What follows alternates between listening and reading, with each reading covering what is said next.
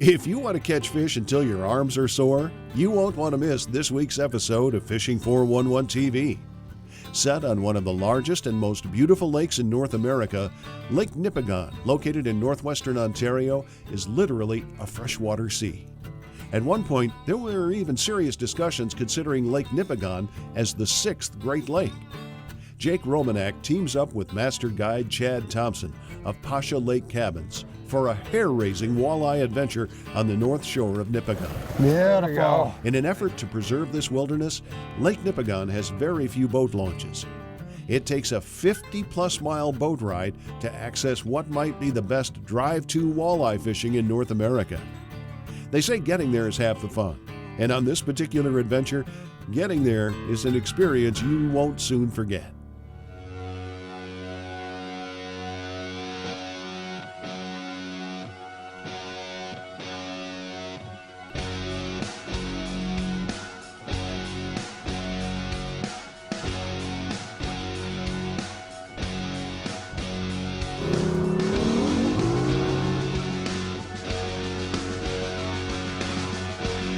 Wow, this is absolutely stellar. What a gorgeous fish. We're gonna get a quick picture for Facebook, and then she's going back to do some spawning.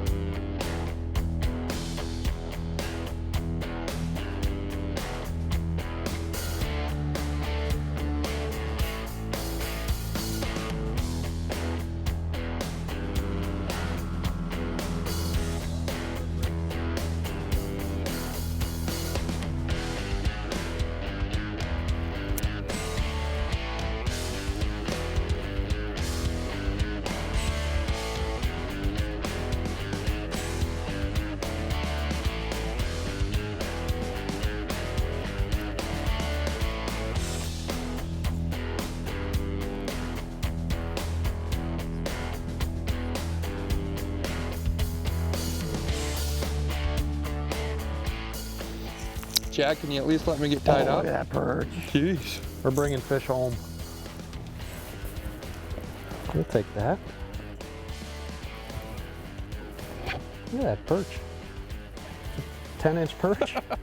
This week's episode was filmed in Lake Nipigon in northwest Ontario. We visited an old friend of ours, Chad Thompson, who runs Pasha Lake Cabins. We've been there many times in the past, but this go around we did something completely different than we've ever done on Lake Nipigon. There he is. That's a nicer fish. That's a good fish. We'll take that guy. So it's that cool weather today. First real cold day of the year. We had a frost this morning. So this is our first time out since the frost, or since the colder weather came in, and trying to figure out the bite. The bite has definitely changed in the last 48 hours. I was here 2 days ago, and that was a small guy from what we were catching.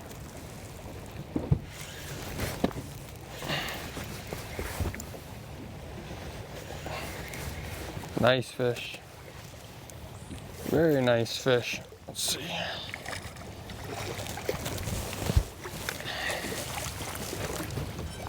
Swing them in. Woof. Yeah, we're still catching some really nice walleyes here. And it's a lot of fun because these fish have to be up in like 4 or 5 feet of water and we're pitching these 1/2 ounce jigs, which is way overkill. You don't have to pitch a jig of that size to catch a fish in this shallow water. But the nice thing about a heavy jig is you can fish it fast, and these fish are aggressive, and so we're giving it pretty aggressive pops, and that makes that bait come up fast, but it also drops fast, and you get that reactionary bite from that. So sometimes using a little bit heavier bait when these fish are so aggressive can be a really good thing.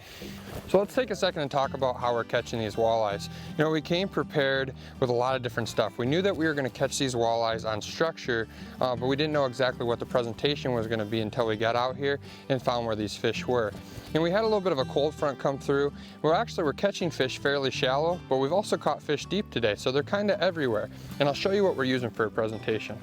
Basically, it's just a swim bait lead head jig and a plastic, a very simple presentation. The cool thing about these fish in this fall time frame is they're very aggressive. They're actively feeding, so you don't have to worry about putting live bait on. Plastics will get the job done day in and day out. So I have about a 1/2 ounce jig here and then this Z-Man plastic, and what I can do is I can cast this bait out and I'm actually just pitching the bait out and working it back to the boat. And these fish are so aggressive, when you feel a bite, there's no question you're getting bit. It's a solid tunk in the line. You feel that tunk and you set the hook. Special considerations are provided by Trailmaster Trailers and Daiwa Corporation. Special considerations are provided by ProCure, ruthlessly effective bait scents. Chad, there are some fish that are right up tight here. Caught a couple of them here. This one feels pretty heavy. Oh yeah, that's a nice fish. Well, you were casting that one, Jake. Remind me of bass fishing. Yeah, I would say that when he bit, that jig couldn't have been more than about a foot off the shore. I mean, there are some fish that are right tight. He just chomped it down too. Very, very nice walleye.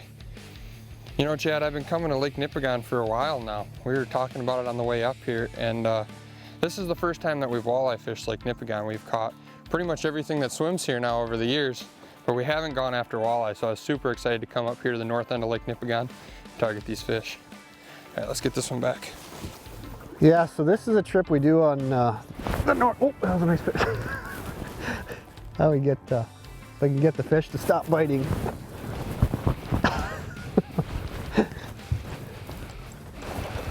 I think they're a little bit shallower.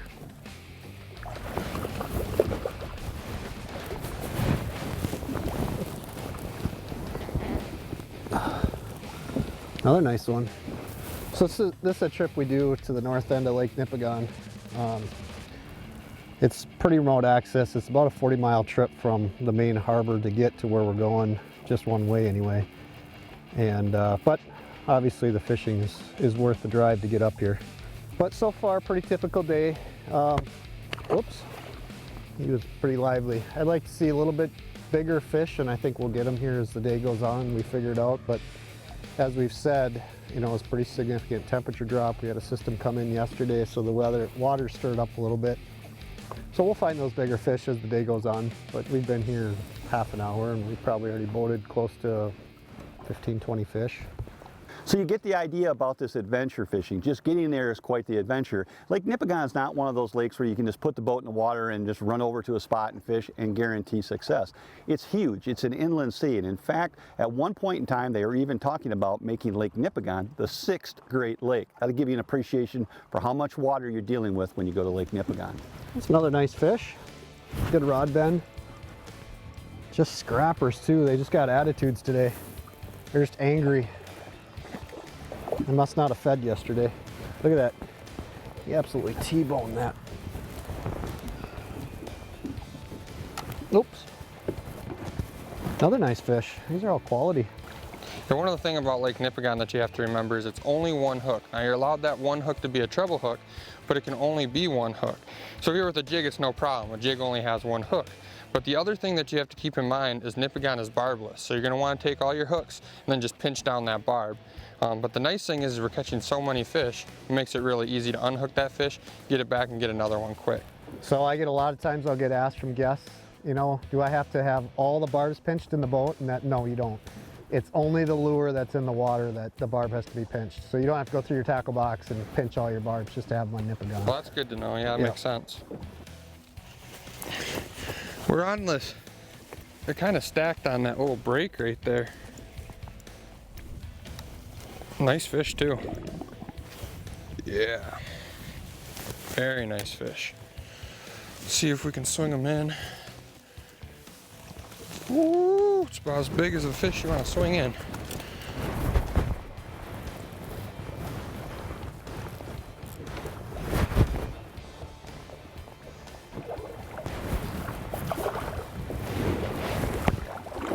He flat hammered that. That's that white one I just put on. That's a nicer fish too. That's a very nice fish.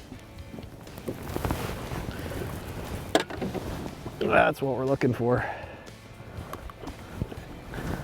He couldn't have hit it more perfect.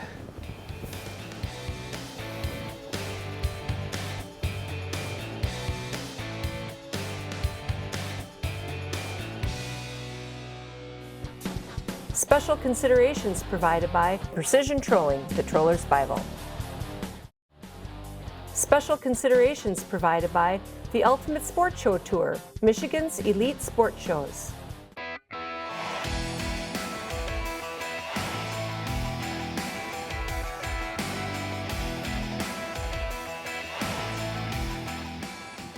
Eagle Claw presents the 411 on fishing. You know, in Fishing 401, you see us using offshore boards, the side planer that I have in my hand here very commonly. One of the reasons why this board is so popular is because it can be rigged for a multitude of trolling applications. Real quickly, let me just go over some of the most common ways that you see guys rigging the offshore board for various different trolling applications. Just the way the board comes from the factory with the OR19 release on the front and the OR16 release on the back is a perfect setup for a guy who wants to troll with monofilament lines. The beauty of that is that you can put the monofilament line in the front release and then go to the back clip here and put the line in the back clip, and then if you have a fish you can trigger the line from the front release, but it won't trigger from the back clip and it'll still stay on the line. In other words, the planer board will trip and will no longer plane, but you can reel it in and remove it off the line. Well, what about the guys who want to fish with fuse fishing lines or super braid lines? No problem. All you need to do is take your board and remove the OR19 release that came on the front of it and replace it with an aftermarket release called the OR18 snapper. Now the beauty of the snapper is it's not really a release, it's actually a clip. It's cam operated. You put the line in and you close it. It firmly holds all types of super lines. Doesn't matter if it's a fused line or a super braid, it can't come out of there. On the very bottom of the clip right here is a little set screw. You can tighten that down so you can use any diameter of line that you choose, from very thin lines, low test, all the way up to very high test lines. So the snapper release is a solution for the guy who wants to fish with braid. Offshore accommodates that nicely. But if you want to rig your boards so that they release and you also want to use braid, there's another option you might want to consider. It's a different release called the OR39 Pro SAMS release. Now this is a release that's actually produced by Silverhorn Company on the West Coast, but it's private labeled through Offshore Tackle, and that's who does the marketing on it. The beauty of this release is it allows you to wrap the braid around the line, close it, and then you can also go to the back of the board and put it in a snapper release and close it. And so when you get a bite, you can pop the front release open and release the board, same way that we did with the OR19. So as you can see, Offshore Tackle gives you lots of different rigging applications. Doesn't matter what kind of line you want to fish, whether it's monofilament, super braid, or fused lines, there's a clip for Offshore Tackle, perfect for every board application.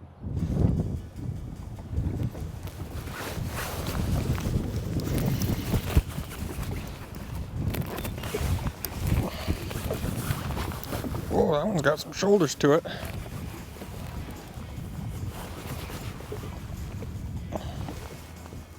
Oh yeah. What a nice fish here.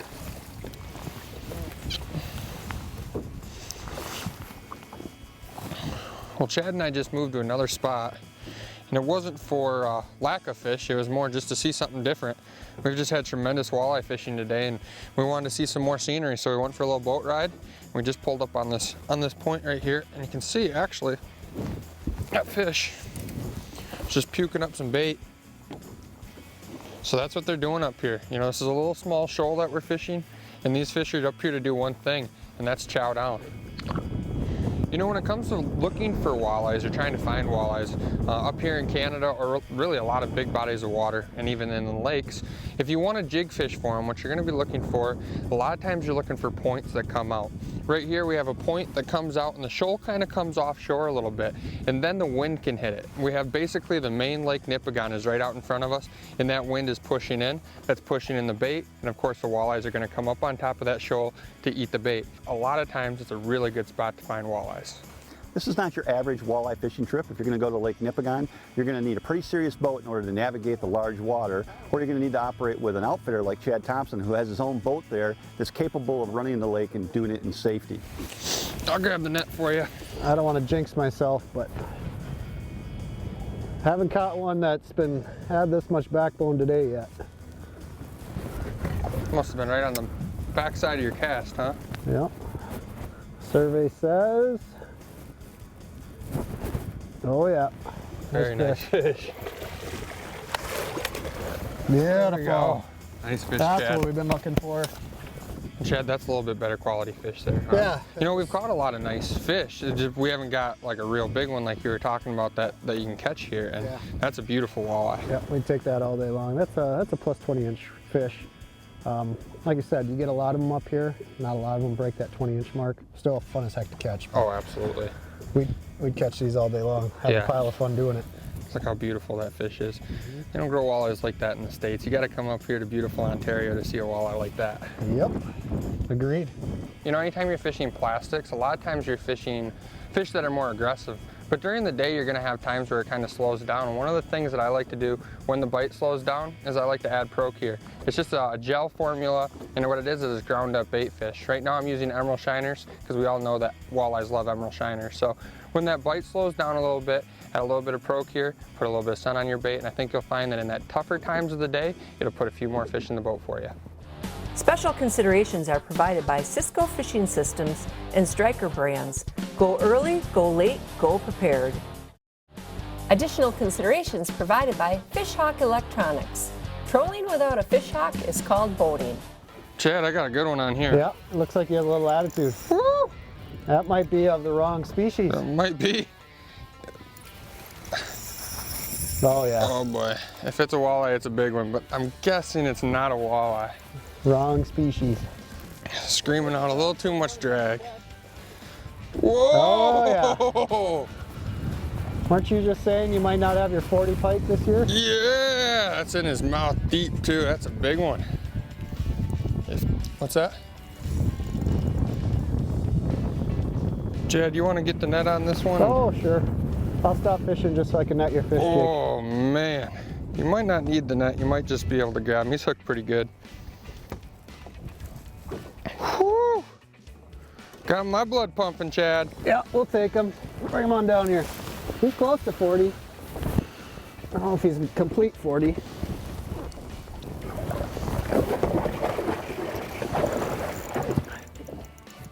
This big pike's up here doing the same thing these walleyes are doing, just chowing down.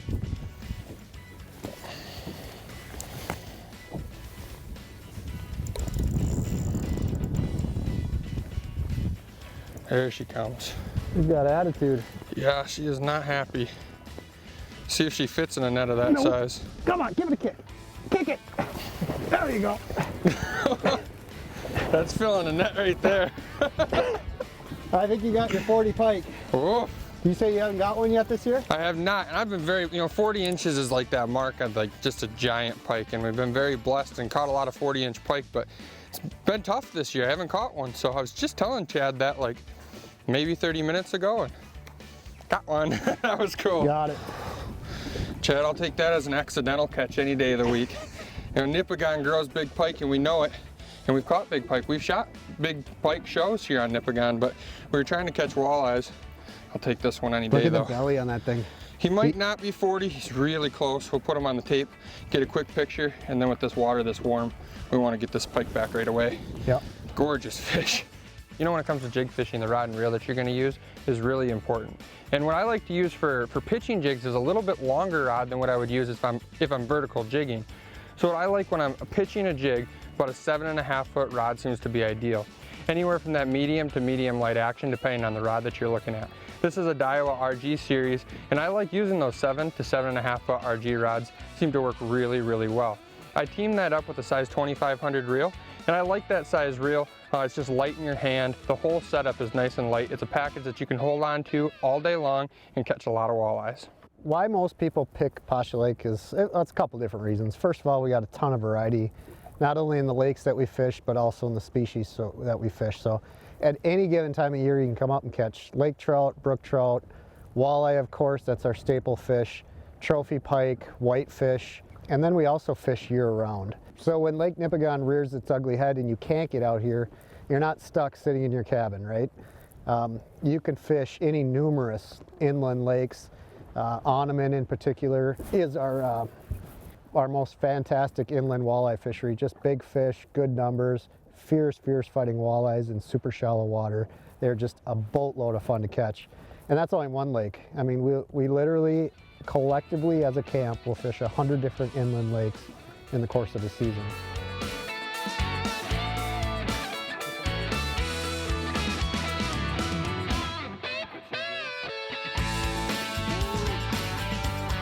Nice walleye.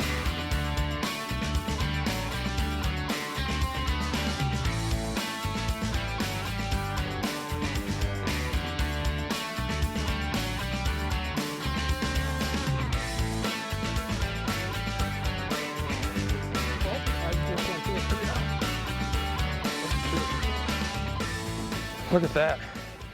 That is a handful of walleye right there.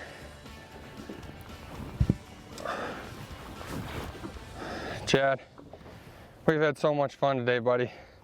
That is a gorgeous walleye. That's right at that 21, maybe 22 inch range, but just fat.